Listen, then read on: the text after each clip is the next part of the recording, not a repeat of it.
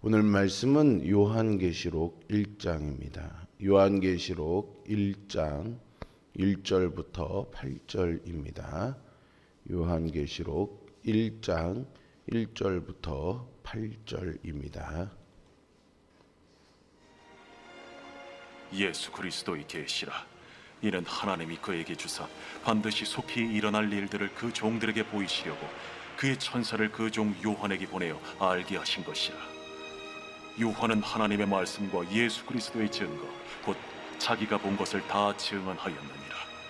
이 예언의 말씀을 읽는 자와 듣는 자와 그 가운데 기록한 것을 지키는 자는 복이 있나니 때가 가까움이라. 요한은 아시아에 있는 7교회에 편지하노니 이제도 계시고 전에도 계셨고 장차 오실 이와 그의 보좌 앞에 있는 7 영과 또 충성된 증인으로 죽은 자들 가운데서 먼저 나시고 땅의 임금들의 머리가 되신 예수 그리스도로 말미암아 은혜와 평강이 너희에게 있기를 원하노라. 우리를 사랑하사 그의 피로 우리 죄에서 우리를 해방하시고 그의 아버지 하나님을 위하여 우리를 나라와 제사장으로 삼으신 그에게 영광과 능력이 세세토록 있기를 원하노라. 아멘. 볼지어다 그가 구름을 타고 오시리라. 각 사람의 눈이 그를 보겠고 그를 찌른 자들도 볼 것이요 땅에 있는 모든 족속이 그로 말미암아 애곡하리니 그러하리라. 아멘. 주 하나님이 이르시되 나는 알파와 오메가라. 이제도 있고 전에도 있었고 장차 올 자요 전능한 자라. 아멘. 오늘부터 해서 12월 말까지 요한계시록의 말씀을 가지고 이 새벽에 말씀을 나누게 됩니다. 요한계시록이 묵시문학이라 많은 상징들이 있어서 해석하는데 또 이해하는데 어려움이 많은 것이 사실입니다. 그래서 수많은 거짓 가르침과 이단이 이 요한계시록을 마음대로 해석하며 나타났지요. 그러기에 우리는 이 요한계시록이 어렵다면서 멀리하기보다는 더욱 가까이하고 더 바르게 이해해야 하겠습니다.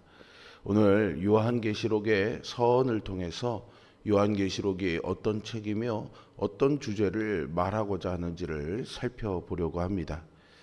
요한계시록의 표제는요, 예수 그리스도의 계시입니다.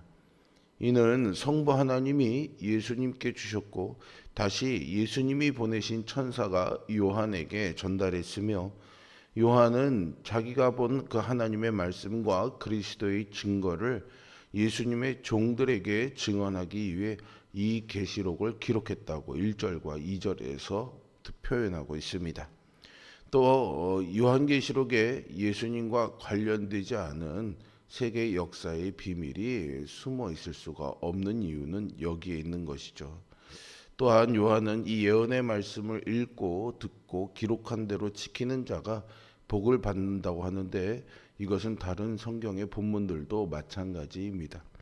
즉 요한계시록은요, 어떤 미래에 일어날 일들을 점치는 책이 아니라 예수 그리스도를 계시하고 드러내는 그런 복음의 증거인 책인 것이죠. 또 요한은요, 속히 일어날 일 그리고 때가 가깝다라는 표현으로 임박성과 중요성을 강조하고 있습니다. 그러므로 이것은 1세기에 이 편지를 받아든 초대교회 성도들에게는 직접적인 적용을 해볼 수가 있는 것이고 또 지금의 모든 그리스도인들에게도 주어진 말씀이라고 할 수 있습니다. 따라서 역사는 계시록 몇 장까지 실현되고 있다라는 식의 이런 세대주의적인 주장은 모두 근거 없는 가르침이라고 할 수 있습니다. 오늘 이 표제 이후에 요한은요, 4절에서 발신자는 요한 자신이고 수신자는 아시아에 있는 7교회라고 분명히 밝히고 있습니다. 은혜와 평강을 비는 것은요, 전형적인 편지의 형식을 또 띠고 있죠. 따라서 요한계시록을 해석할 때 소아시아 교회 성도들의 입장에서 먼저 해석해야 합니다. 한편 은혜와 평강은 어제도 계셨고 오늘도 계시며 장차 오시리, 그리고 보좌 앞에 7 영, 그리고 예수 그리스도로 말미암아 이렇게 성부, 성자, 성령으로 말미암아 임함을 볼 수 있습니다. 요한은 예수님을 가리켜서요, 충성된 증인, 죽은 자들 가운데서 먼저 나신 분, 땅의 임금들의 머리라고 일컬으면서 예수님께 초점을 모으고 있습니다. 이유는 초대교회 당시 이단들이 예수님의 하나님 되심을 인정하려 하지 않았기 때문이죠. 이렇게 이단을 배격하려면 예수님께 초점을 맞추어 예수님을 정확히 알고 믿어야 합니다.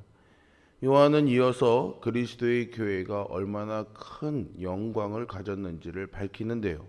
하나님이 이스라엘을 애굽에서 해방시켜 시내산에서 언약을 맺으시고 제사장 나라로 삼으셨듯이 예수님은 우리를 사랑하셔서 해방시켜 제사장 나라 곧 교회로 세우셨습니다.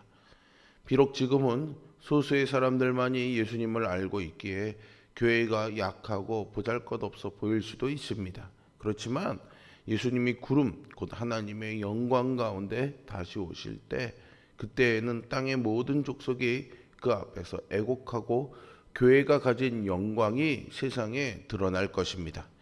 이 모든 일은 세상 만물의 역사를 주관하시고 처음과 끝을 모두 아시는 하나님의 섭리 가운데 일어나기에 반드시 실현될 것입니다.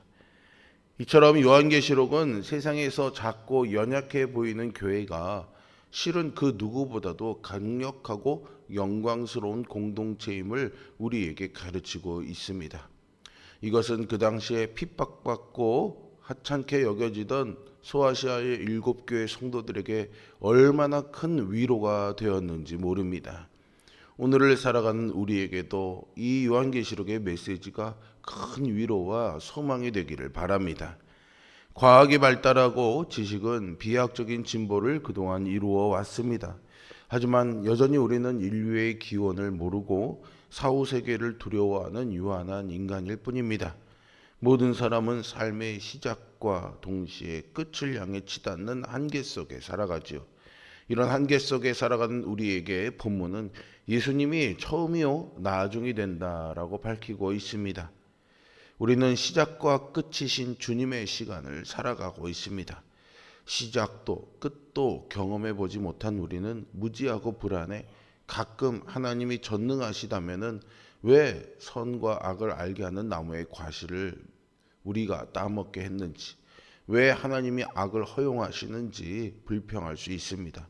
그러면서 창조주 하나님의 놀라운 경륜을 더럽힌 인간의 죄책을 하나님께 전가하지요. 그러나 알파와 오메가이신 주님은 우리의 불평을 잠재우기 위해 우리에게 오셨습니다. 주님이 처음과 나중이 되신다는 것은 예수님이 시작하신 모든 것을 완성하신다라는 그런 의미입니다. 예수님은 배신하고 저주하며 떠나간 베드로를 사람 낚는 어부로 만드셨습니다. 예수님을 믿는 사람들을 잡아 죽이던 사울을요, 오히려 복음을 전하는 바울로 만드셨지요. 알파와 오메가 되시는 예수님은 인간의 죄로 더러워진 하늘과 땅을 새 하늘과 새 땅으로 완성하실 것입니다.